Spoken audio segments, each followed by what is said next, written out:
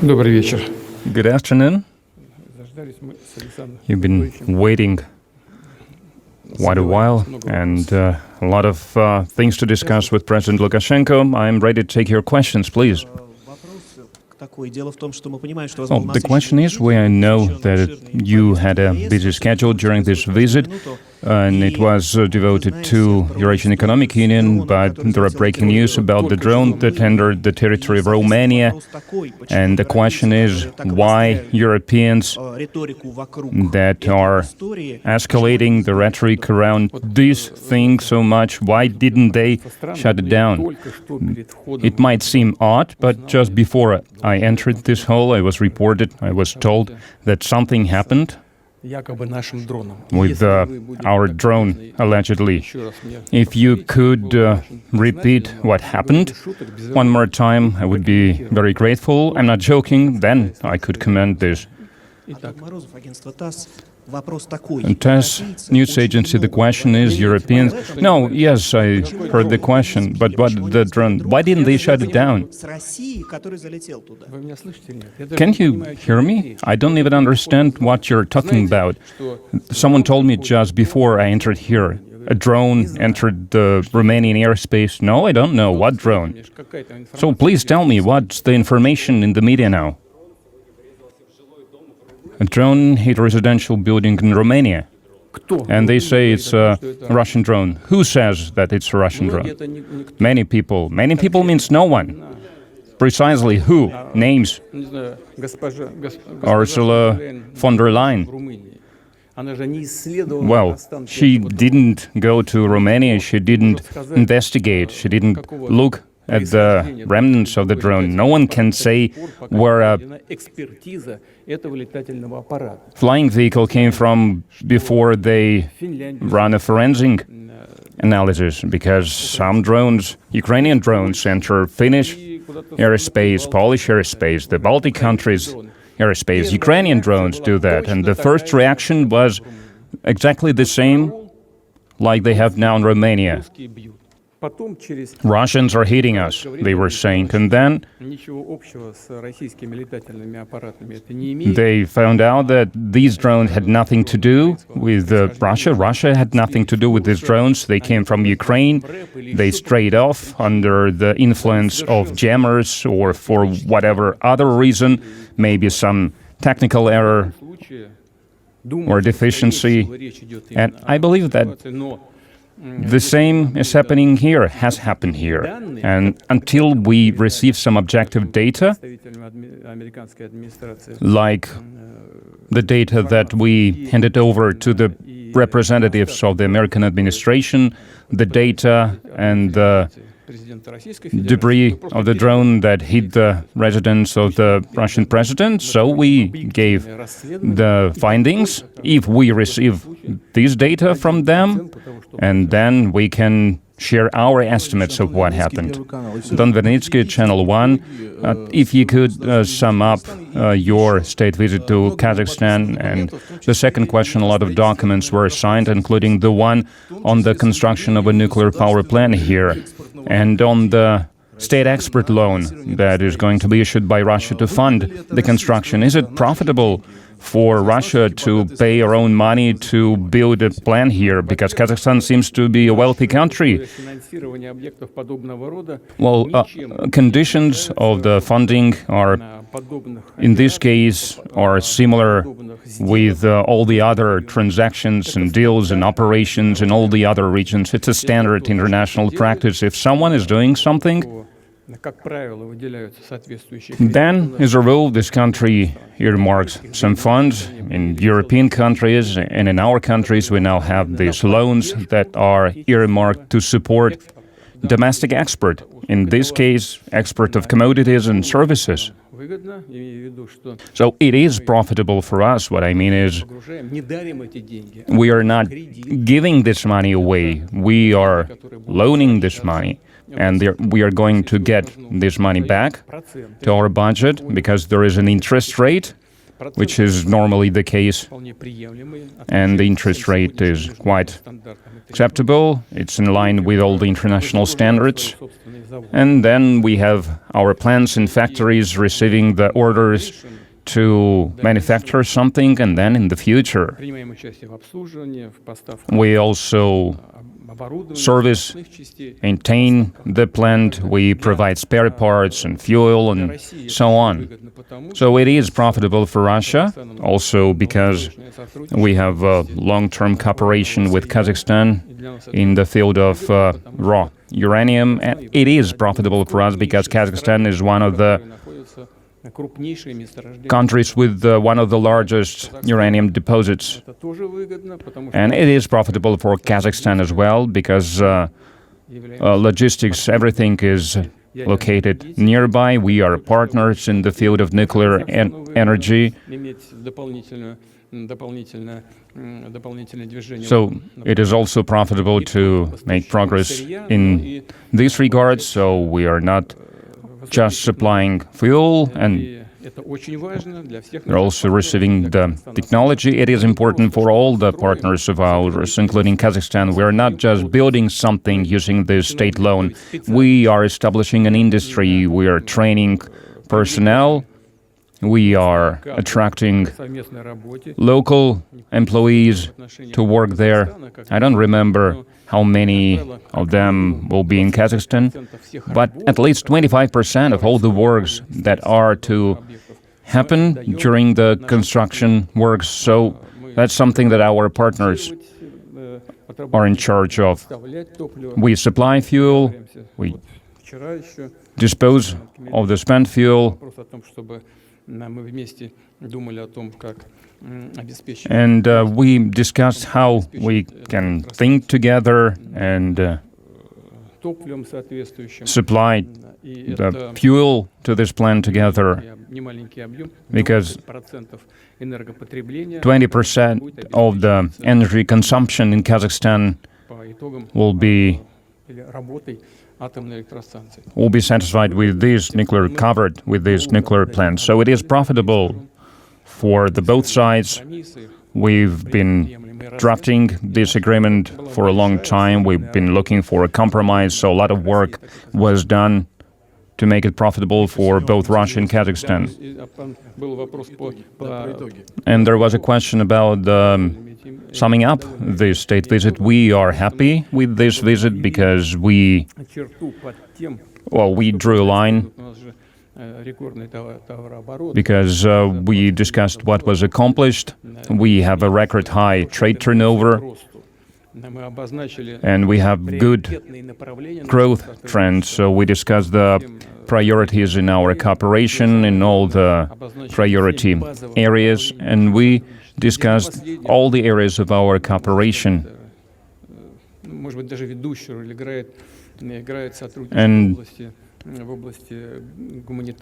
leading role here is with the humanitarian cooperation, because maintaining good neighborly relations, basically familiar relations between our states, between our nationals, is of utmost importance, because it creates the long-term important level of trust between the two states. As you know, we've launched a new project in the field of education on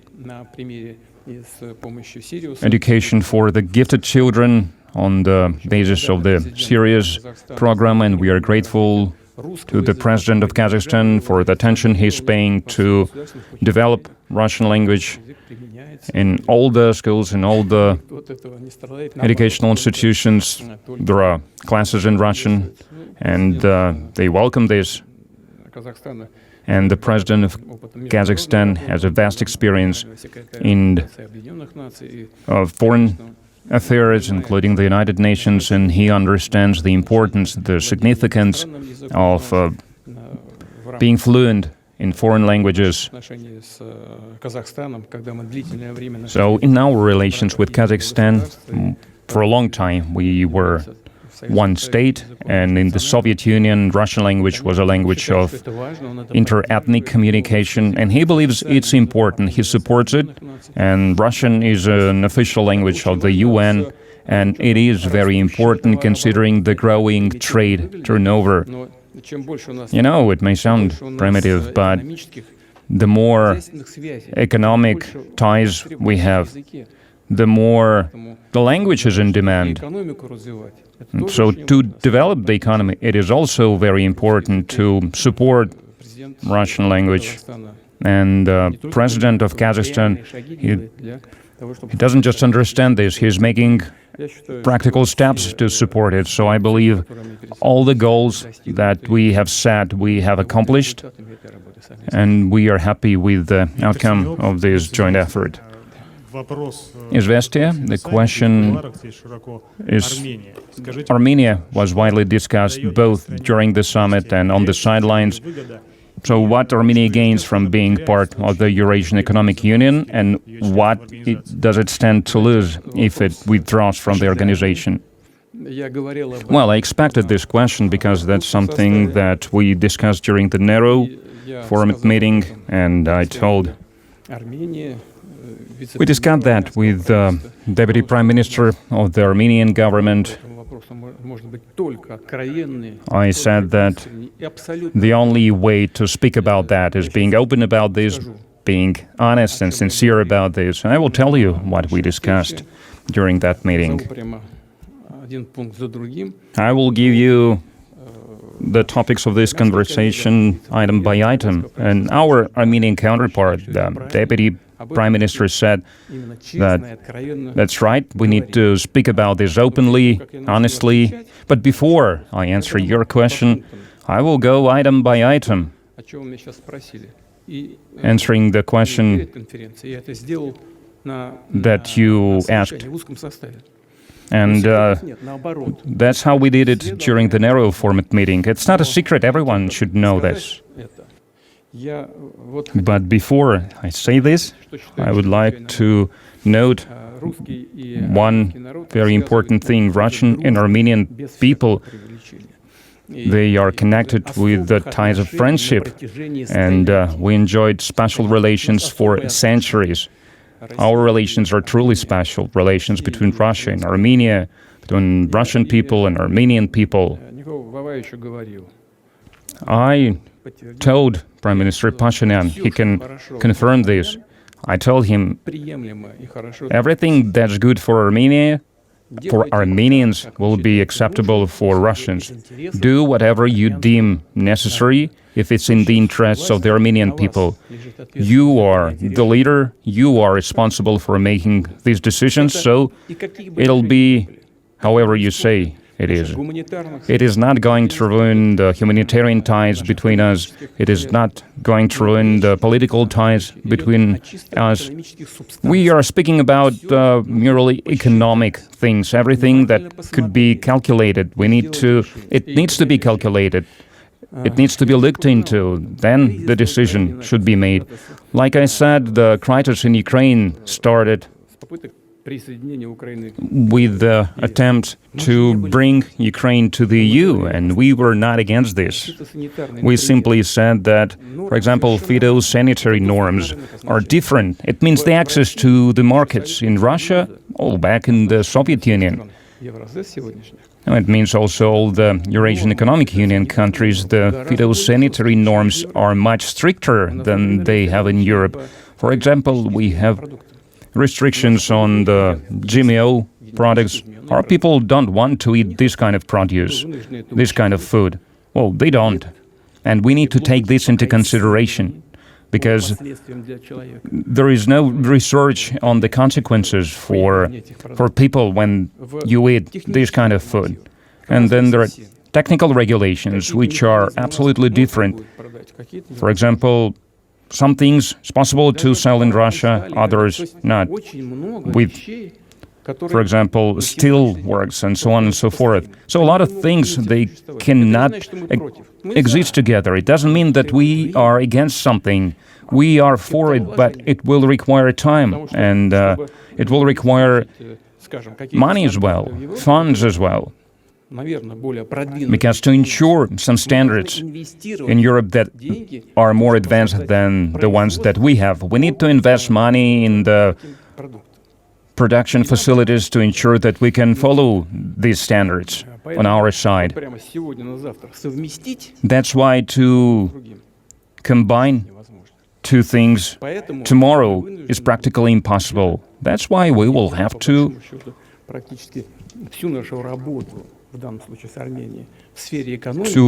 if we speak about the cooperation in the economy, about the integration of the economy, we will have to put it on hold.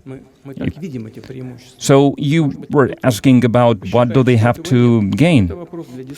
So it's something that is up for discussion, but I can explain our perspective. And I'm not only speaking about Russia, but the rest of the Eurasian Economic Union member states. So what's the advantage of being part of this union or entering this union, joining this union? It's an access to a large protected market across the entire Eurasian Economic Union space, Russia and other states, tariff-free trade, common technical and phytosanitary norms and regulations, simplified logistics. We do not have common borders, but moving the commodities and the goods and the services, they are being done in most profitable way. The low energy prices, 600 euro in Europe and 150 something. Well, you cannot compare these two numbers. I'm just going item by item, because everyone is speaking about energy now. It is important, but this is not the only advantage you get. Investment. In accordance with the EU bank data, $4.9 billion of investment were made into Armenia, and 86% of those came from Russia. And we are not taking into consideration here the capitals that originated from Russia. They're not coming directly from Russia, but representatives of the Russian business structures, they are investing into the Armenian economy. But, well, 86%, actually the number is much bigger. And the European partners promised to invest 2.5 billion euro. Who is going to invest? When are they going to invest? And still, 2.5 is less than 4.9.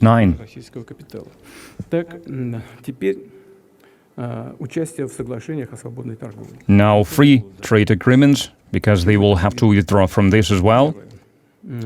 What will be the outcome? Number one, full-scale custom control and custom fees. They will be brought back. They will need to take this into consideration. They will need to calculate. Secondly, the documents in the phytosanitary oversight field, they will not be mutually recognized anymore. So we will not recognize their norms anymore. So we will have to go back to that. Maybe we will recognize them later, after some time. Maybe not. We will need to look at these commodities. At wine, where is it going? Spain, France, Italy, Portugal, where? We will need to think about that. And reduction of mutual trade, of tourism, of other things. Then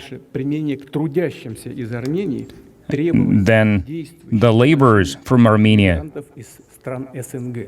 So different norms will be applied to them. What does it mean? It means that they will need to buy patent to work in Russia, to get access to the insurance system in Russia. They will need to be living in Russia for 5 years, so it will be a totally different story for them. So everyone needs to understand this and to speak about this openly and clearly and honestly. And we will need to resume issue permits for the Armenian transport operators is that's yet another field, separate field, and then we will have to raise tariffs for the railway shipping. Because currently they are enjoying the Russian domestic tariffs. We will have to raise them to the level of the CIS. Well, and of course raising the energy prices as well. There is not going to be any preferences in this regard. The preliminary estimates that the experts are speaking about, they will lose 14% of the GDP from this. Is that a lot or not a lot is a different matter to discuss. But still, all of these things need to be considered.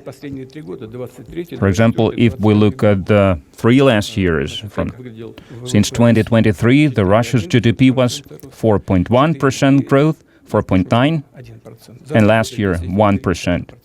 So 10.3% growth over the last 3 years. EA, EU, 0.4, 1.1, 1.5. And now, look at the Eurasian economic in 2023, 4.3, 24, 5% of growth, and 2025, 1.7. So 11.4% over the last 3 years. So one organization grew by 11.4, and another organization grew by 3%. I know that in Europe it's more difficult, so it's a different organization, it's a high-tech economy, and their level is higher probably, but these are the trends that I'm speaking about. So we are growing faster.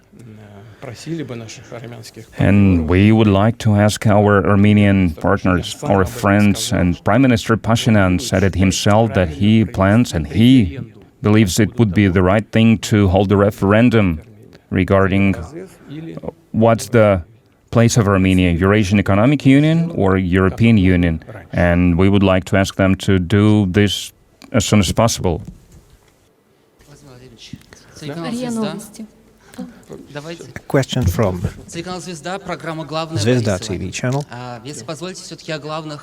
And if I may, let's talk about the main theme of your visit. You took part in the Eurasian Economic Forum yesterday, and the main topic there is betting on AI amid the global digital race.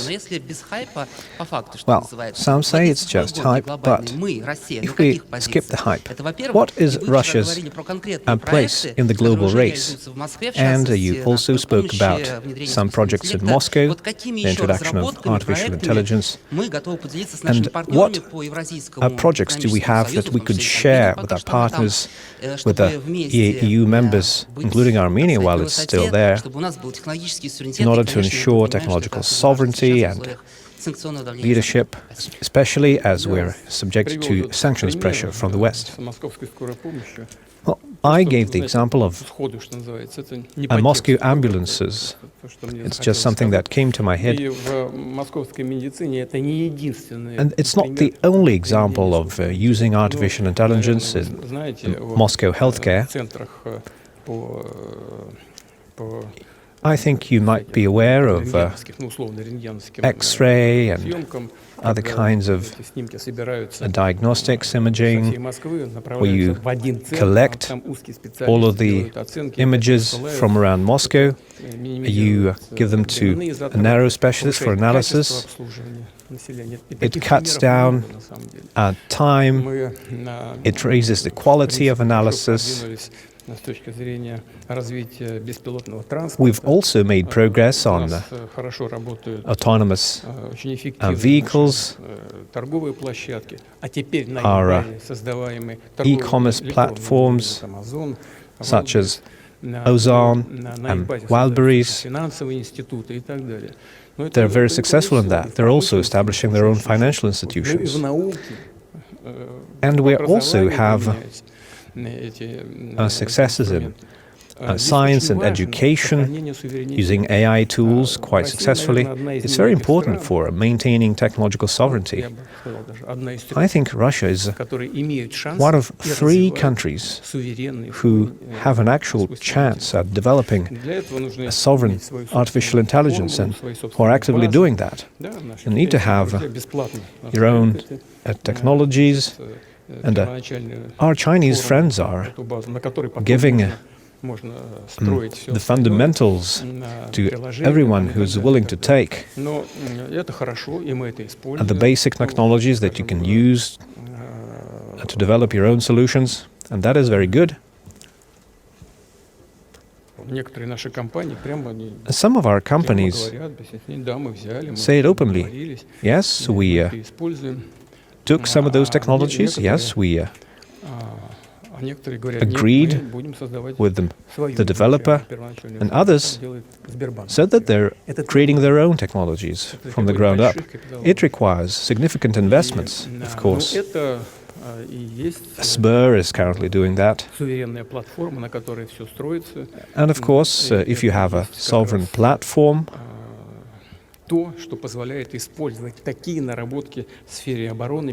you will be able to use these kind of technologies in defense, in public governance, and in other critical fields. We're one of a few countries who are actively doing that. Of course, it would be much easier and more effective if we could join forces with our partners. And I'm, of course, talking about EAU partners, first of all. And it's something we discussed during our informal conversations. Various formats were proposed, and it's attracting significant interests. We have historically had very good relations and high level of trust. We are willing to share the know-how with our friends and partners so that EAU countries can create their own national platforms. And we are fully prepared for cooperation in this field, including in critical areas. As I said yesterday, you need more than just investments for AI. You need a lot of energy too. Google is now planning to build its platforms with an output of 1 gigawatt each, I think. We have our nuclear generation capabilities. We have hydropower, including in Siberia, in the north, where the climate is cold. You have lots of natural cooling. So we have a clear competitive advantage. And there are many beneficial factors that we can enjoy. And we're ready to use that, we're ready to share with our EAU partners, and our friends and partners are interested. A question from RIA Novosti. Yes, please. We listened to the conclusions from other participants, but what is your opinion? Are EAU countries still interested in deepening the integration? How is the current situation influencing this? And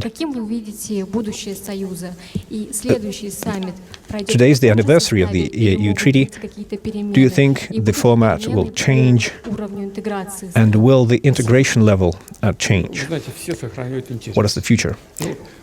Well, I think the interest is maintained from everyone's side. The case of Armenia has just been explained.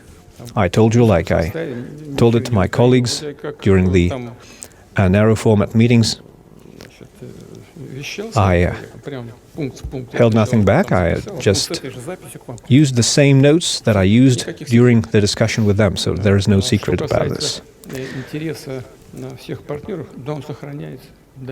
So the interest from all of our partners is sustained. It's becoming even stronger because the countries who are active and who are participating in actual work, they are seeing positive results, they're seeing the positive outcomes, and they're interested in continuing this positive trend. As to how future will look, now, of course, we will all like to see a high-tech future, and not limited to supplying each other with food or fuel, which is, of course, important for food and energy security, but we would love to see high-tech and value-added products. And this is one of the reasons why the Kazakhstan chairmanship has prioritized artificial intelligence during this meeting. It's one of the key pillars of future development. I hope this will materialize. And if everything goes well, we will meet in December in St. Petersburg. Can I ask a question, please? Yes, please. You can decide among yourselves. Okay. A question from Российская газета. A question about St. Petersburg. Next week, the St. Petersburg International Economic Forum, another important event, will be launched. And every year you give a keynote address, and this year you will likely have one. And so maybe you will like to share the topics that you are likely to touch upon in your keynote. And do you expect any of your EAU colleagues to attend? Well, as to the part of your question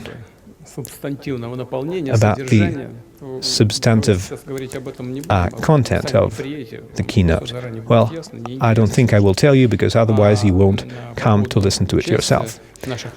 But as to our partners, to our EAU partners, they come every year. This is something that we are also expecting this year. We expect to see large delegations, and an EAU observer state will be the main guest of the forum. A question from Mir TV channel. You mentioned saying that if a tiger thrives in a country, anyone will thrive. Kazakhstan and Russia shared tigers. What significance does this have? Well, we prize nature, and we are actively working to protect nature. Now, of course, we didn't personally hunt down the tigers so that their population declined, but we lived as part of a single state, so we bear common responsibility. And it is now something we can do together. We can replenish their population and help the environment in other aspects. I will give you an example from a country outside the EU. Tajikistan gave us snow leopards during its time, and now we have a population, including in the Caucasus. There are many other examples. I also mentioned various humanitarian and cultural fields. It's something where cooperation is also blooming. A question from Kommersant. Mr. President, on the May 9th press conference, you said that the Ukraine conflict seems to be coming to an end. Could you please elaborate what you meant? Because ever since you said that, everyone has been racking their heads trying to understand that. And despite the Starobelsk strike and despite the promised retaliatory strikes on Kiev, do you think we should expect an end, and where could that happen? Well, as to the timelines, I think both you and your colleagues realize that naming specific time frames while the combat is ongoing would be a mistake. It's not something that is done, and it's not something I am going to do now. You've mentioned the Starobelsk strikes and the attempts to hit Russian territory and in other places. Well, since the West is supplying them with drones, it's made so much easier. They can just take another one out and press the button. But it means that we must strengthen our systems, and it's something that we will continue to do. But as to my statement that this is coming to an end, I made that statement based on a thorough analysis of the situation on the ground. Our troops are advancing every single day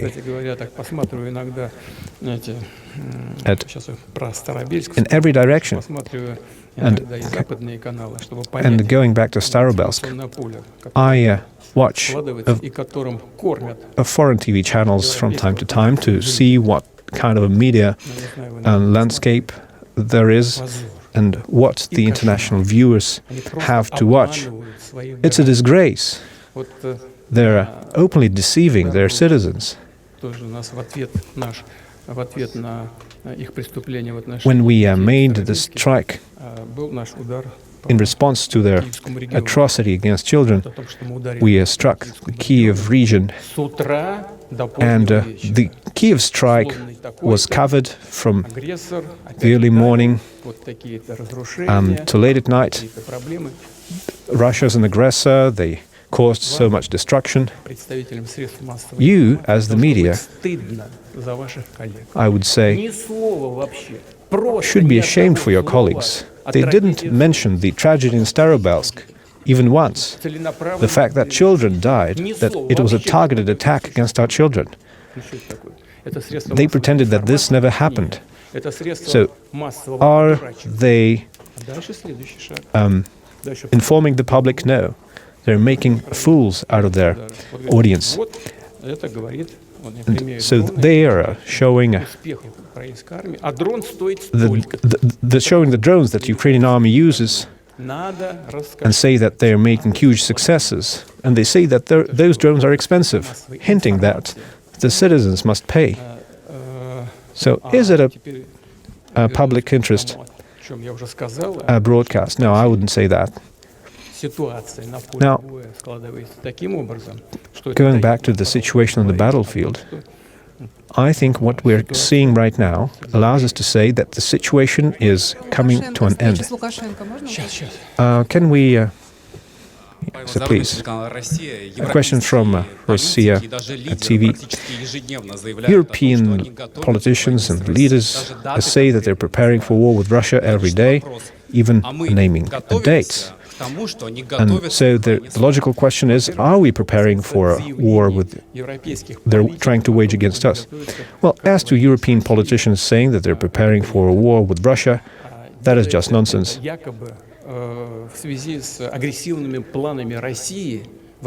They're pretending that this is because Russia is harboring aggressive plans against Western states. But that is just crude lies. As Joseph Goebbels said, the more incredible a lie, the easier it is for people to believe. And this is the standard Western politicians and media are using in their daily operations. Russia has never had any aggressive intentions against European countries. And the tragedy that is currently unfolding in Ukraine is caused by their actions, their policies, because they caused the state coup in 2014 that led to Russia having to defend the people of Crimea and then provide assistance to the Donetsk and Lugansk People's Republics that we were reluctant to recognize for years. But then when we realized that the Kiev regime will not live up to its agreements, we had to recognize the republics and then provide assistance through military means, because we took the responsibility in accordance with the interstate agreement to provide this kind of support.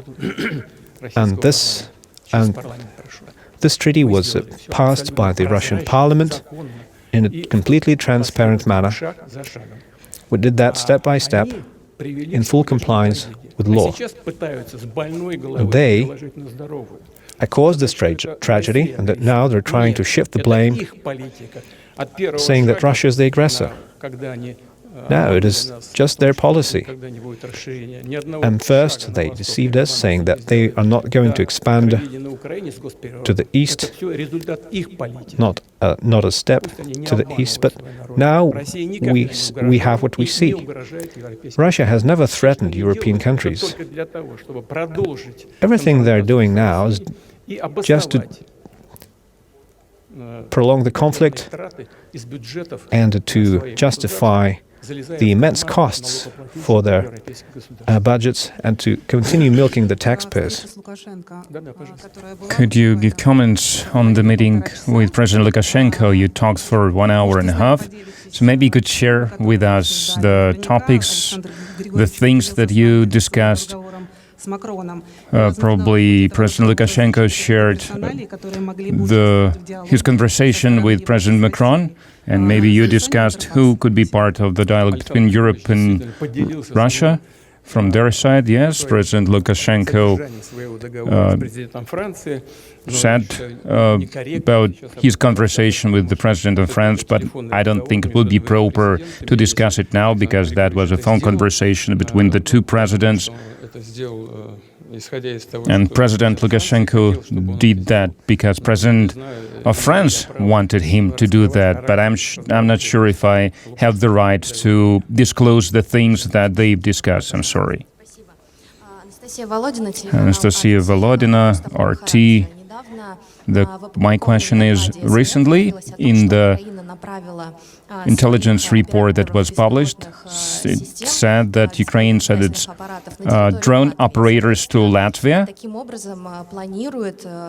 and so they are planning to launch strikes against Russia from there. If we register, if we see that these strikes are taking place, what will happen? Well, every place from where the direct military threat is emanated towards Russia, it's a lawful, legal target for us.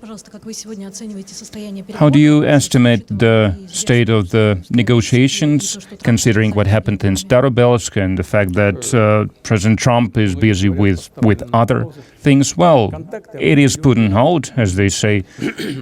We maintain certain contacts. I'm not going to hide it, but there are no negotiations per se.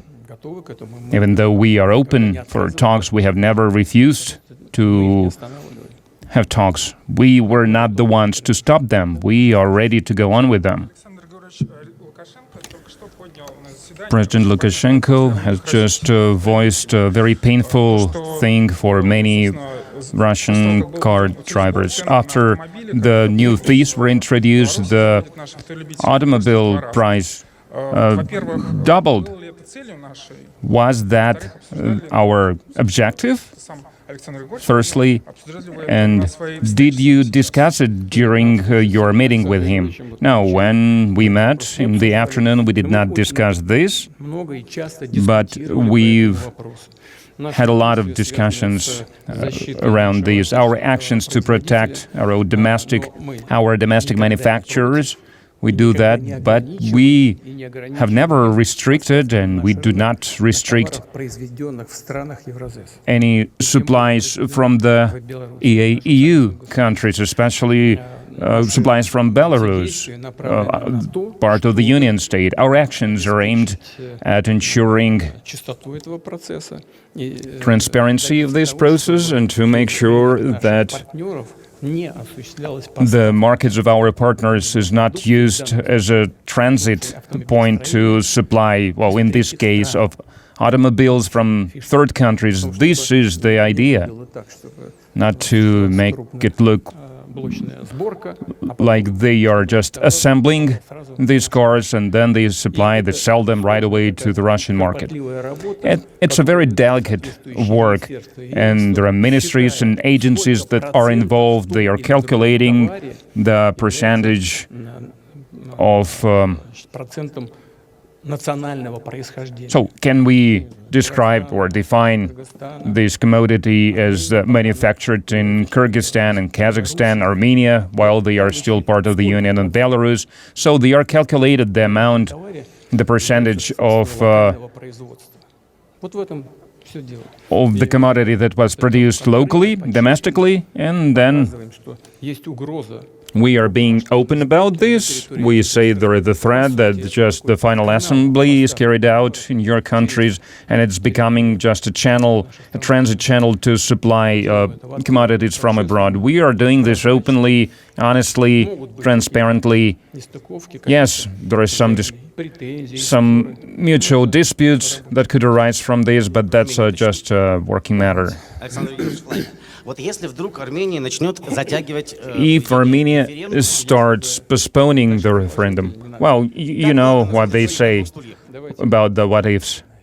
Well, for how long can they sit on the two chairs? Well, ask those who are trying to sit on the two chairs. Kaliningrad. I wanted to ask about Kaliningrad to follow up what the colleagues said. Recently, we hear more and more often the statements from the Baltic states regarding NATO attacking Kaliningrad. And recently, Foreign Minister of Lithuania said that the Baltic countries have means to raise Russian air defense in the Kaliningrad region to the ground. Do you think, could such an attack happen? What will the response be? What did you say? They have means to raise the air defense bases to the ground?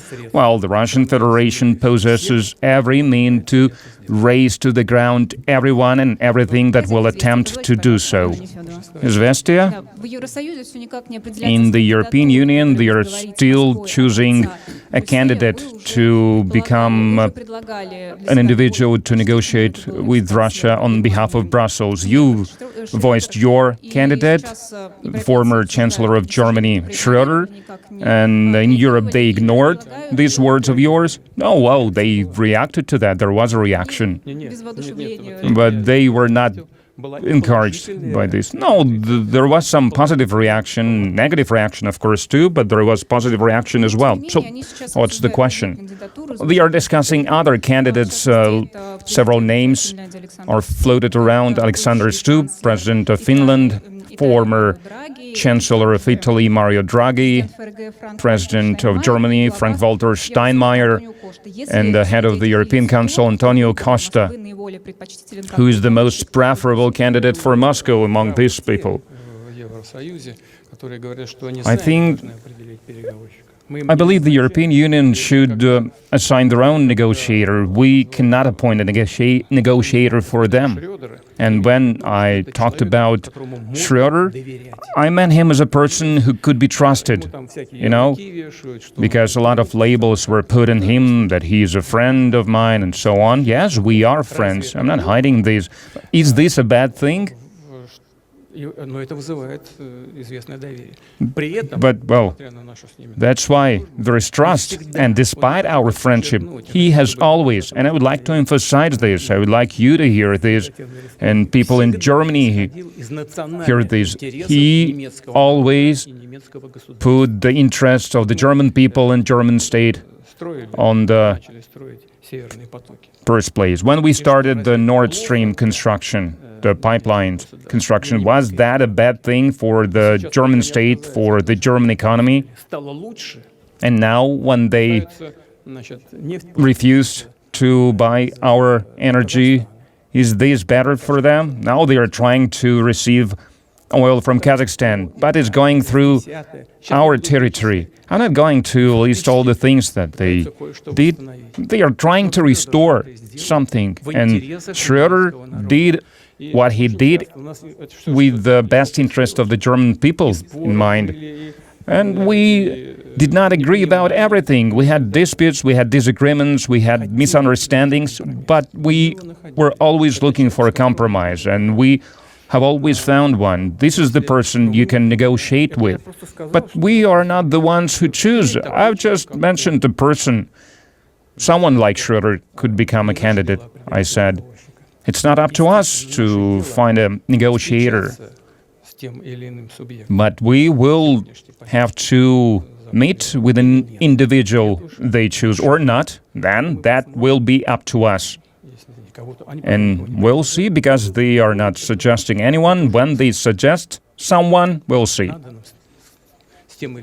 Do we want to meet with them or not? Can we trust them or not? Because we held negotiations in Minsk, we signed the Minsk Accords, and now we learned that they were signed just to gain time to arm Ukraine, but not to resolve all the issues via peaceful means, something that we were always striving for. Thank you. That's enough. Thank you. Goodbye. Thank you.